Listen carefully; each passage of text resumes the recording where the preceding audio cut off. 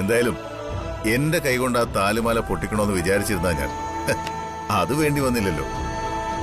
ആ സ്വർണം പോയെങ്കിലും അവളുടെ കഴുത്തിൽ നിന്ന് ആ താലിമാല പോയില്ലേ? അത് തന്നെ ഏറ്റവും വലിയ ഭാഗ്യം. ഇപ്പോഴാ എനിക്കൊരു സമാധാനമായത്. ഇനി അതിന്റെ പേരിൽ അവള് എന്റെ മേൽ അവകാശം സ്ഥാപിക്കാൻ വരില്ലല്ലോ. Stop it. നീ എന്താ പറഞ്ഞത്? അവകാശം സ്ഥാപിക്കാൻ വന്നിരിക്കുന്നു? പിന്നെ ആർക്കാടാ നിന്റെ മേൽ അവകാശം? നിന്റെ വൈഫിനല്ലാതെ ഏത് പെണ്ണിനാടാ നിന്റെ മേൽ അവകാശമുള്ളത്? സ്വന്തം ഭാര്യയുടെ കഴുത്തിൽ കിടന്ന താലിമാല നഷ്ടപ്പെട്ടു എന്നറിഞ്ഞപ്പോ നിന്ന് ചിരിക്കുന്നു. നിന്നെ പോലെ ഒരു ദുഷ്ടം വേറെയുണ്ട്.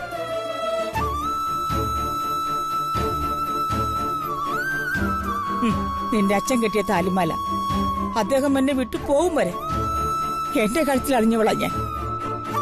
ഇപ്പൊ എന്റെ കഴുത്തിൽ ആ മാലയില്ലെങ്കിലും ആ താലിമാലയുടെ പവിത്രത വിട്ട് ഈ പത്മാവതി അമ്മ ഇതുവരെ ജീവിച്ചിട്ടില്ല. ആരുടെ മുന്നിലും അഭിമാനം അടിയറ വെച്ചിട്ടില്ല. അല്ല, അന്തസ്സോടെ നട്ടല് നൂർത്തി നിന്നേ എല്ലാരോടും സംസാരിച്ചിട്ടുള്ളൂ. എന്റെ മരുമകളാ ജ്യോതി, നിന്റെ ഭാര്യ. നീ താലി കെട്ടിയ പെണ്ണ. അവിടെ കഴുത്തിൽ നിന്ന് നിനക്ക് വേണ്ടി നഷ്ടപ്പെട്ട താലിമാലയ്ക്ക് നീ പരിഹാരം ഉണ്ടാക്കിയേ പറ്റൂ. പരിഹാരം? എന്തു പരിഹാരം? നഷ്ടപ്പെട്ടു പോയ താലിക്ക് പകരം അവിടെ കഴുത്തിൽ നീ പുതിയതായി താലി കെട്ടണം. ഇവിടുത്തെ പൂജാമുറിയിൽ വെച്ച്. താലി കെട്ടാനോ? ഇതെന്താ രണ്ടാം കല്യാണത്തിന്റെ ചടങ്ങോ? ചിലപ്പോ ജീവിതത്തിൽ അങ്ങനെ ചില ചടങ്ങുകൾ ഉണ്ടാവും. അതിനെക്കുറിച്ച് നിനക്ക് വലിയ അറിവുണ്ടാവണമെന്നില്ല.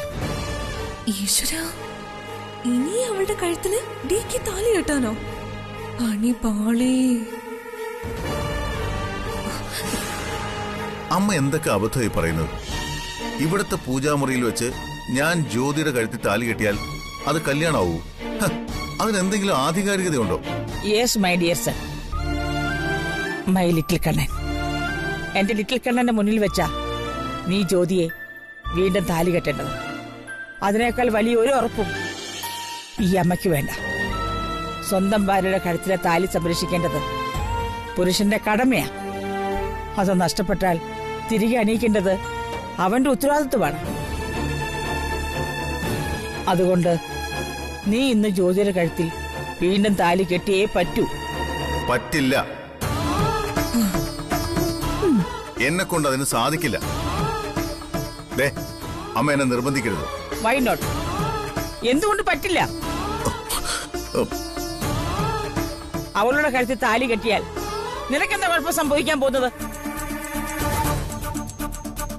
മോനെ കണ്ണ, അമ്മ പറയുന്ന മോ കേക്കണം.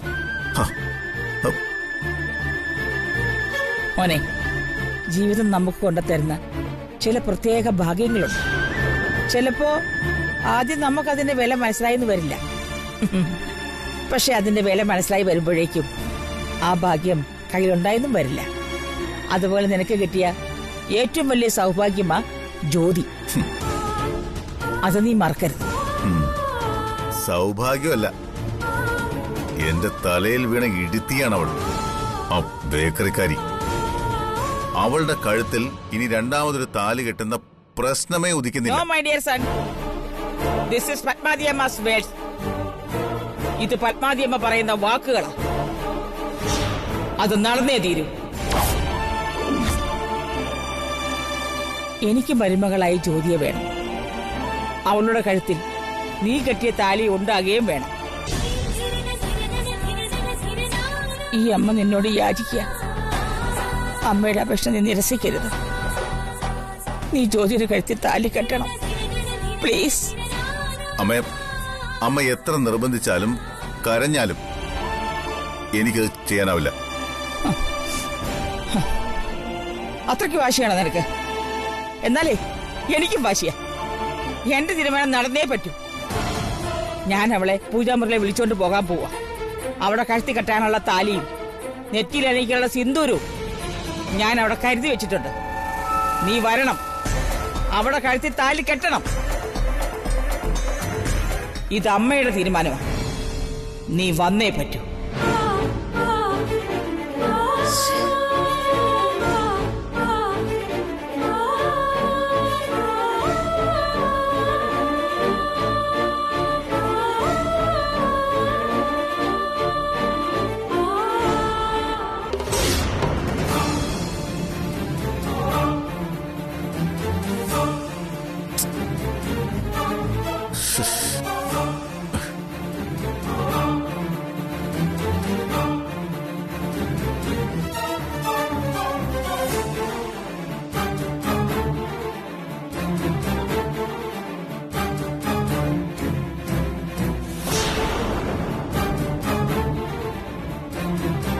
നീ ഇന്ന് ജ്യോതിയുടെ കഴുത്തിൽ വീണ്ടും താലി കെട്ടിയേ പറ്റൂ.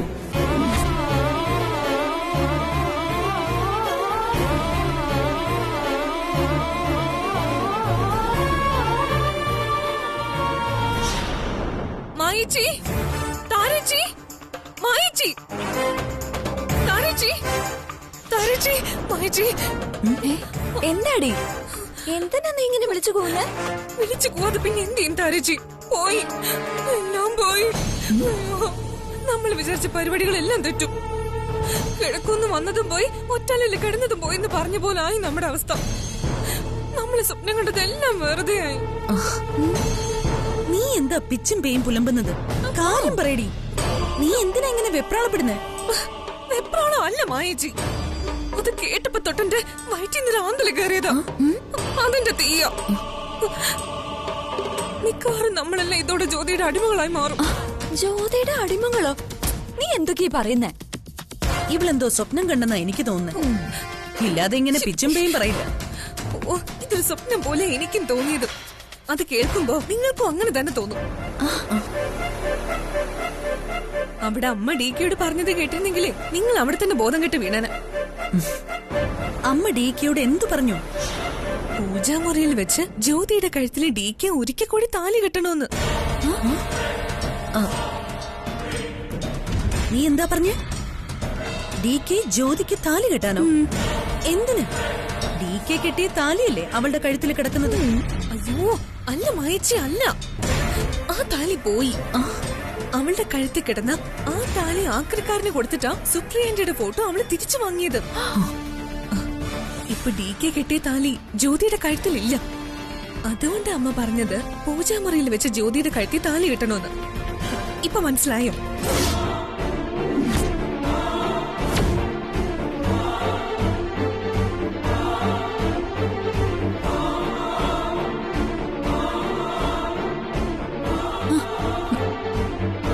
ഇതൊരിക്കലും നടക്കാൻ പാടില്ല.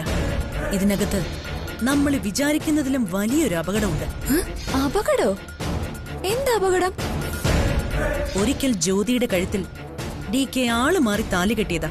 പക്ഷെ ഇപ്പോ അമ്മയുടെ വാക്ക് കേട്ട് ഡിക്ക് ഇവിടുത്തെ പൂജാമുറിയിൽ വെച്ച് അവളെ വീണ്ടും താലി കെട്ടിയാൽ അതായിരിക്കും അവരുടെ യഥാർത്ഥ കല്യാണം. പിന്നീട് ഒരിക്കലും ജ്യോതിയെ ഇവിടെ നിന്ന് പുറത്താക്കാൻ നമുക്കെന്നല്ല ആർക്കും കഴിയില്ല. എന്റെ ഭഗവതി, എന്നാ പിന്നെ അവൾ നമ്മളിവിടുന്ന് തല്ലിയിറക്കും, അതുറപ്പാ. അത്രയ്ക്ക് മുട്ടം പണിയല്ലേ നമ്മൾ അവൾക്ക് കൊടുത്തത്. ഇതിൽ നിന്ന് രക്ഷപ്പെടാൻ എന്താ മായച്ചൊരു വഴി? ഡിക്ക് എത്ര കർക്കശക്കാരനാണെങ്കിലും അമ്മ തീർത്തൊരു കാര്യം പറഞ്ഞാൽ അത് വിട്ടുപോകുന്ന സ്വഭാവം ഡിക്കില്ല. ജ്യോതിയെ മരുമകളായി കിട്ടാൻ ഏറ്റവും അധികം ആഗ്രഹിച്ചത് അമ്മയാണ്. ഇപ്പൊ അവളെ ഇവിടെ നിർത്താൻ ഏറ്റവും അധികം ആഗ്രഹിക്കുന്നത് അമ്മ തന്നെയാ.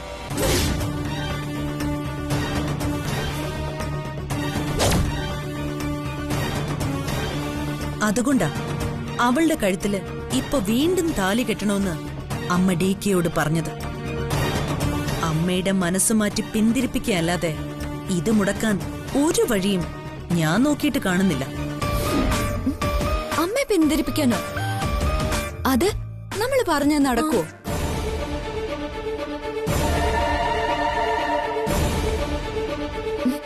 ആര് പറഞ്ഞാലും സ്വന്തം തീരുമാനത്തിൽ നിന്ന് അണുവിട മാറാത്ത ആളാ അമ്മ. അങ്ങനെയുള്ള അമ്മ ജ്യോതിയുടെ കാര്യത്തില് നമ്മൾ പറയുന്ന വല്ലതും കേക്കോ? കേൾക്കണം, കേൾപ്പിക്കണം. നമ്മള് 3 മരുമക്കൾ ഒരുമിച്ച് നിന്നാൽ നമ്മൾ പറയുന്നത് അമ്മ കേൾക്കും. എന്തായാലും ഒന്ന് ശ്രമിച്ചു നോക്കാം.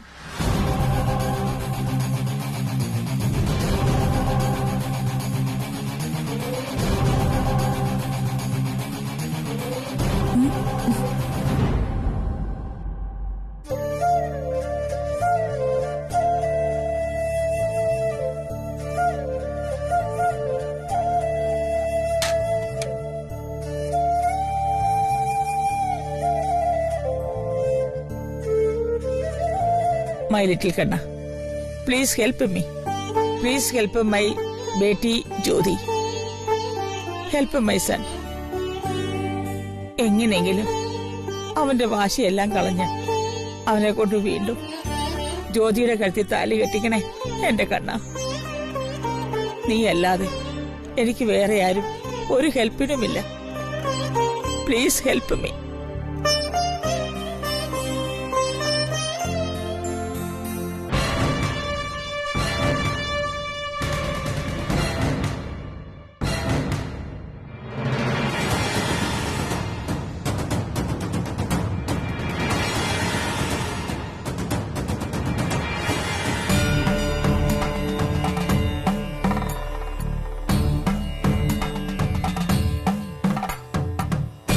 കണ്ണ, ജ്യോതി മോടെ നഷ്ടപ്പെട്ടു പോയ താലിമാലയ്ക്ക് പകരം അവളുടെ കഴുത്തിൽ അണിയിക്കാനുള്ളതാ ഈ താലി. ഈ താലി കെട്ടില്ല എന്നുള്ള വാശിയില്ല അവൻ. ജ്യോതി ഒരു പാവം കുട്ടിയാ. എനിക്ക് മരുമകളായിട്ട് അവള് തന്നെ മതി ഈ ജന്മം മുഴുവൻ. എന്റെ മോന്റെ വാശിയുടെ വെയിറ്റ് നീ എങ്ങനെയെങ്കിലും ഒന്ന് കുറയ്ക്കണേ. എന്റെ മകനെ കൊണ്ട് ഈ താലി ജ്യോതിയുടെ കഴുത്തി കെട്ടിക്കണം. ഹെൽപ്പ് മീ കണ്ണ, പ്ലീസ്. അമ്മേ, അമ്മ ഇത് എന്തിനുള്ള പുറപ്പാടാ? വാട്ട്? അമ്മ ഈ താലിയും മാലയൊക്കെ എന്തിനാന്ന്? ആരുടെ കഴുത്തി കെട്ടാനാ ഈ താലിയും മാലയൊക്കെ? ജ്യോതിയുടെ കഴുത്തിൽ. DKക്ക് ആവശ്യമില്ലെങ്കിൽ പിന്നെ എന്തിനാ അമ്മ DK നിർബന്ധിക്കുന്നത്? നിങ്ങളൊക്കെ ആവശ്യപ്പെട്ടിട്ടാണോ എന്റെ കൊച്ചുമക്കള് നിങ്ങളുടെയൊക്കെ കഴുത്തിൽ താലി കെട്ടിയത്? ആണോ? ആണോന്ന്? എന്റെ മകന്റെ വൈഫാണ് ജ്യോതി. അവിടെ കഴുത്തിലെ താലിയാണ് നഷ്ടപ്പെട്ടത്. അതിനു പകരം എന്റെ മകനെ കൊണ്ട് ഈ താലി അവിടെ കഴുത്തി കെട്ടിക്കണം. അമ്മ എന്തൊരു മണ്ടത്തരം ഈ കാണിക്കുന്നത്? എവിടെയെങ്കിലും കേട്ടുകേഴ്വിയുള്ള കാര്യമാണോ ഇത്? വീട്ടിനകത്ത് വെച്ച് രണ്ടാമത് താലി കെട്ടിക്കുന്നത്. ഒരാളുടെ ജീവിതത്തില് ഒരിക്കലേ താലി കെട്ടും, അതും കല്യാണ പന്തലില്ല. അതല്ലാതെ ഇങ്ങനെ വീട്ടിലെ പൂജാമുറിയിൽ വെച്ച് താലി കെട്ടുന്നതിന് എന്തെങ്കിലും ഒരു വിലയുണ്ടോ? You know nothing Maya. I know well. God is great. ഈശ്വരൻ നിറഞ്ഞു നിൽക്കുന്ന ഇടങ്ങളിലെല്ലാം പവിത്രമായ ഏത് ചടങ്ങും നടത്താമെന്ന ദൈവഹിതമുണ്ടെന്ന് മറ്റുള്ളവർ പറഞ്ഞു കേട്ടിട്ടുണ്ട്. ഈ പൂജാമുറി എന്റെ ലിറ്റിൽ കണ്ണൻ കുടികൊള്ളുന്ന ഇടവാ. ഏതൊരു ക്ഷേത്രത്തോളം പ്രസിദ്ധിയുണ്ട് ഈ പൂജാമുറിക്ക്. അതുകൊണ്ട് ജ്യോതിയുടെ കഴുത്തിൽ അവൻ ഒരിക്കൽ കൂടി താലി കെട്ടാൻ ഈ പൂജാമുറി തന്നെ ധാരാളം. അമ്മേ, ഞാൻ അതല്ല പറഞ്ഞത്. ജ്യോതിയും DKയും തമ്മിലുള്ള വഴക്ക് ഇതുവരെ തീർന്നിട്ടില്ല. അവര് തമ്മിൽ ഇനി അങ്ങോട്ട് ജീവിതത്തിൽ ഒരുമിച്ച് പോകുമെന്നും തോന്നുന്നില്ല. ആ സ്ഥിതിക്ക് ഇനിയും ഒരു താലി കെട്ടിക്കല് ശരിയാണോ അമ്മേ? ഓ, അവര് തമ്മിൽ വേർപിരിഞ്ഞു പോകുന്ന എനിക്ക് തോന്നുന്നത്. പിന്നെ അല്ലാതെ. അതുകൊണ്ടല്ലേ താലി ഊരി അവള് വല്ല ആക്രി കച്ചവടക്കാരനും കൊടുത്തു. എന്നാലും നമ്മുടെ സുപ്രിയന്റിയുടെ ഫോട്ടോ എടുത്ത് കളയാൻ അവക്ക് എങ്ങനെ ധൈര്യം വന്നു? മിണ്ടിപ്പോരുത്. ജ്യോതി ഒരിക്കലും കള്ളം പറയുന്ന ഞാൻ വിശ്വസിക്കുന്നില്ല. ആ ഫോട്ടോ എടുത്ത് കളഞ്ഞിട്ടില്ലെന്ന് അവൾ ആണയിട്ട് പറയുന്നത് നിങ്ങളും കേട്ടതല്ലേ? ഓ, അവള് അങ്ങനെയൊക്കെ പറഞ്ഞെന്ന് വെച്ചു. അത് തൊണ്ടതോടാതെ വിഴുങ്ങരുത്. കള്ളം പിടിക്കുന്നാവുമ്പോ ഓരോരുത്തർ എന്തെല്ലാം പറയും. അവള് അങ്ങനെ തന്നെ പറഞ്ഞതാ. ഒരിക്കലുമല്ല. എന്റെ ജ്യോതിമോൾ അത് ചെയ്യുമെന്ന് ഞാനിപ്പോഴും ഒരു തരമ്പ് പോലും വിശ്വസിക്കുന്നില്ല. പക്ഷേ ബാക്കി ആർക്കൊക്കെ അതിൽ പങ്കുണ്ടെന്ന് ഞാൻ അന്വേഷിക്കുന്നുണ്ട്. അതിന് സത്യം എന്തായാലും വെളിച്ചത്ത് വരും. അപ്പോ അറിയാം ആരാ ഫോട്ടോ എടുത്തോന്നും കൊണ്ടേ കളഞ്ഞോന്നൊക്കെ. അമ്മേ, ഞങ്ങൾ അമ്മയോട് വഴക്കിടാൻ വന്നതല്ല. പക്ഷേ ഞങ്ങൾ പറയുന്ന ഒരു കാര്യം അമ്മ കേൾക്കണം. ന്യായമായ കാര്യമാണെങ്കിൽ ഞാൻ കേൾക്കാം, അല്ലെങ്കിൽ നോ കേൾക്കൽ. അന്യായമായിട്ടൊന്നും ഞങ്ങൾക്ക് പറയാനില്ല. ദയവ് ചെയ്ത് രണ്ടാമതും DK കൊണ്ട് അവളുടെ കഴുത്തിൽ താലി കെട്ടിക്കുന്നതിൽ നിന്നും അമ്മ പിന്മാറണം. ഡി കെക്ക് ഇഷ്ടമല്ലെങ്കിൽ അമ്മ ഒരിക്കലും ഡി കെ നിർബന്ധിക്കരുത്. നാളെ ഡി കെ ദുഃഖിക്കുന്നത് അമ്മയ്ക്ക് തന്നെ കാണേണ്ടി വരും. മതി 3 പേരുടെ ഉപദേശം. വയ്ക്കോ, ഇനി എന്ത് വേണമെന്ന് ഞാൻ തീരുമാനിച്ചോളാം. മായേ, മനസ്സിൽ നിറയെ കുശുമ്പും കുഞ്ഞായ്മയായിട്ട് കിടക്കുന്ന ഇവളുമാരുടെ കൂടെ നീയും കൂടുമെന്ന് ഞാൻ വിചാരിച്ചേയില്ല. സോറി മായേ, നിനക്കെങ്കിലും കുറച്ച് ബുദ്ധിയും വിവേകവും ഉണ്ടെന്നാ ഞാൻ വിചാരിച്ചേ. പക്ഷെ അതൊന്നും ഇല്ലാന്ന് ഇപ്പൊ എനിക്ക് മനസ്സിലായി. എന്നാൽ എന്റെ തീരുമാനത്തിന് ഒരു മാറ്റവും ഇല്ല. ഡി കെ കൊണ്ട് ഞാൻ ജ്യോതിയുടെ കഴുത്തിൽ താലി കെട്ടിക്ക് തന്നെ ചെയ്യും.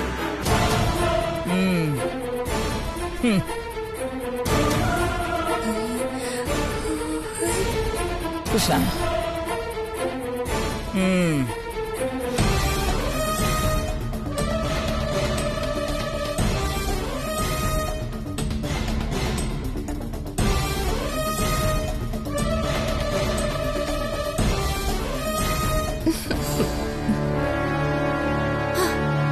എന്റെ പൊന്നു കണ്ണ, ഈ താലികെട്ടലൊന്ന് തട്ടിത്തെറിപ്പിക്കാൻ എന്തെങ്കിലും ഒരു വഴിയുണ്ടോ?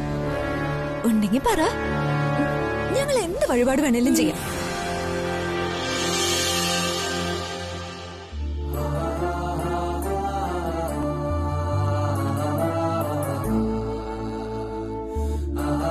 സുപ്രിയ, ഞാൻ വല്ലാത്തൊരു ധർമ്മസങ്കടത്തിലാ. എനിക്ക് എന്റെ അമ്മയെ നിഷേധിക്കാൻ വയ്യ.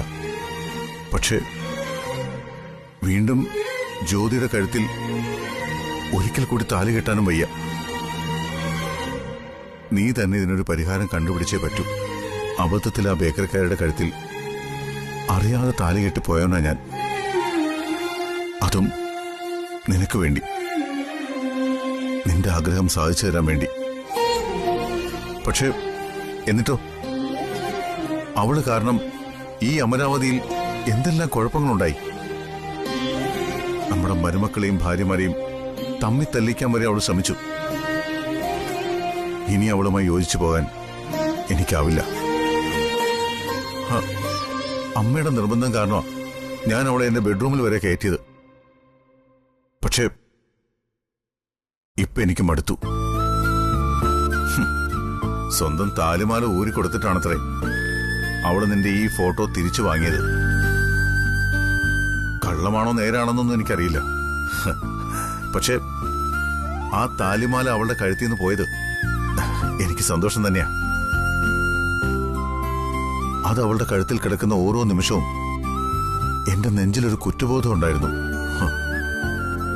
നിന്നോട് ഞാൻ ചെയ്തത് തെറ്റാണെന്ന്. പക്ഷേ ഇപ്പോഴാ താലി അവളുടെ കഴുത്തിലില്ല. എന്റെ മനസ്സിൽ നീ മാത്രമേ ഉള്ളൂ സുപ്രിയ. നീ അല്ലാതെ മറ്റൊരു പെണ്ണും ഈ ജന്മത്തിന്റെ ജീവിതത്തിലുണ്ടാവില്ല. എന്നിട്ടും അമ്മ എന്നെ നിർബന്ധിക്കുന്നു വീണ്ടും അവളുടെ കഴുത്തിൽ താലി കെട്ടാൻ. ഇല്ല സുപ്രിയ, ആ ബേക്കറിക്കാരുടെ കഴുത്തിൽ ഞാൻ ഇനി താലി കെട്ടില്ല. ഇത് നിന്റെ മുമ്പിൽ വെച്ച് ഞാൻ എടുക്കുന്ന പ്രതിജ്ഞയാണ്. 1 മാസത്തെ സമയം ഞാൻ അവൾക്ക് നൽകിയിട്ടുണ്ട്. അതിനകം ഞാൻ തെറ്റുകാരനാണെന്ന് അവൾക്ക് തെളിയിക്കാൻ പറ്റിയില്ലെങ്കിൽ 1 മാസം തികയുന്ന ദിവസം ഞാൻ അവളെ പിടിച്ച് ഈ പടിക്ക് പുറത്താക്കും. അന്ന് തീരും ആ ബന്ധം. അമ്മയുടെ വാശിക്ക് മുമ്പിൽ മാത്രം ഞാൻ എപ്പോഴും തോറ്റുപോകും. എനിക്ക് ഈ ലോകത്തെ ഏറ്റവും വലുത്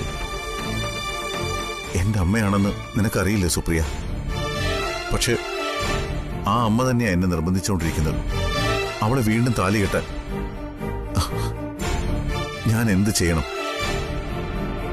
നീ തന്നെ പറയേ.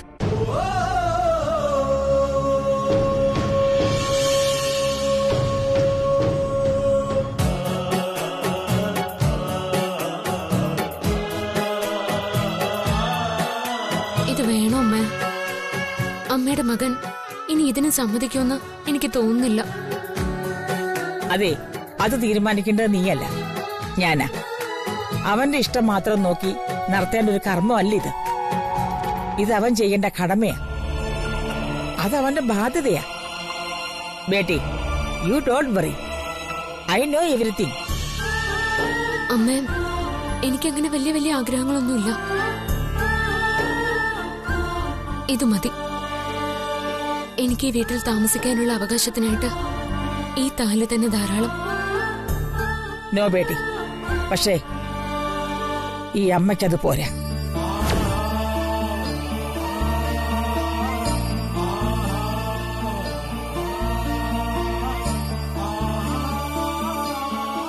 എന്റെ മരുമകളുടെ കഴുത്തിൽ അവൻ കെട്ടിയ താലി തന്നെ ഉണ്ടാവണം.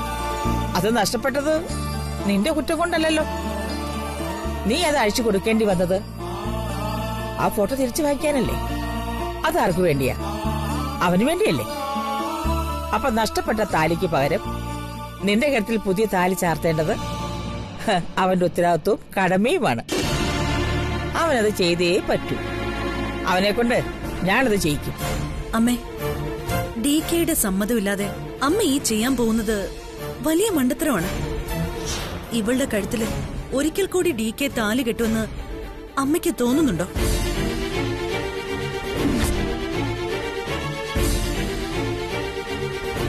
അല്ലെങ്കിലും അമ്മയ്ക്ക് ഇവളോട് ഇത്തിരി ചായ്വ് കൂടുതലാ. ഇവളുടെ മനസ്സ് വേദനിച്ച അമ്മയ്ക്കും വേദനിക്കും. ആ, നമ്മുടെ ഒന്നും കാര്യത്തില് അമ്മയ്ക്ക് ഒരു വിഷമവും ഇല്ല.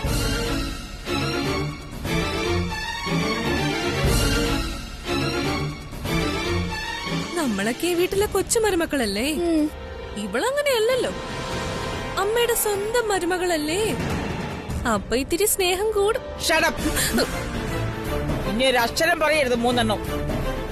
ഞാൻ എപ്പോഴാ നിങ്ങളൊക്കെ വേർതിരിവ് കാണിച്ചിട്ടുള്ളത്? എന്റെ കൊച്ചുമക്കളാന്നും പറഞ്ഞ് നിങ്ങളെ ഞാൻ എവിടെയെങ്കിലും മാറ്റി നിർത്തിയിട്ടുണ്ടോ? ഉണ്ടോന്ന്?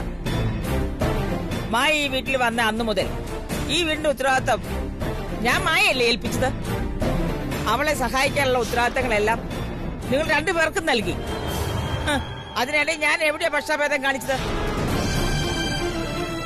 പക്ഷേ സുപ്രിയയ്ക്ക് പകരം ജ്യോതി വന്നപ്പോ ഞാൻ അവളെ കൂടുതൽ സ്നേഹിച്ചു. അവളെന്റെ മകന്റെ ഭാര്യയല്ലേ? അവളെ സ്നേഹിക്കുന്നത് എന്റെ കടമയല്ലേ? അതിന് നിങ്ങളൊക്കെ എന്തിനാ ഇങ്ങനെ കുശുമ്പ് കാണിക്കുന്നത്? അമ്മ ഞങ്ങളെ തെറ്റിദ്ധരിക്കണ്ട. ഞങ്ങള് കുശുമ്പ് പറഞ്ഞതൊന്നുമല്ല. ഇതിവളുടെ പ്ലാൻ ആണോ എന്ന് ഞങ്ങൾക്ക് സംശയമുണ്ട്. എന്ത് പ്ലാൻ? എന്നായാലും ഇവൾക്ക് ഈ വീട്ടിൽ നിന്ന് പോകേണ്ടി വരുമെന്ന് ഇവൾക്ക് തന്നെ നല്ലതുപോലെ അറിയാം. അപ്പൊ അതിനു മുൻപ് ഒരിക്കൽ കൂടി DKയെ കൊണ്ട് ഇങ്ങനെയൊരു നാടകം നടത്തിച്ച ഒരുപക്ഷെ ഇവളെ ഇവിടെ നിന്ന് ഇറക്കി വിട്ടില്ലെങ്കിലോ? അതായിരിക്കും ഇവളുടെ മനസ്സിൽ.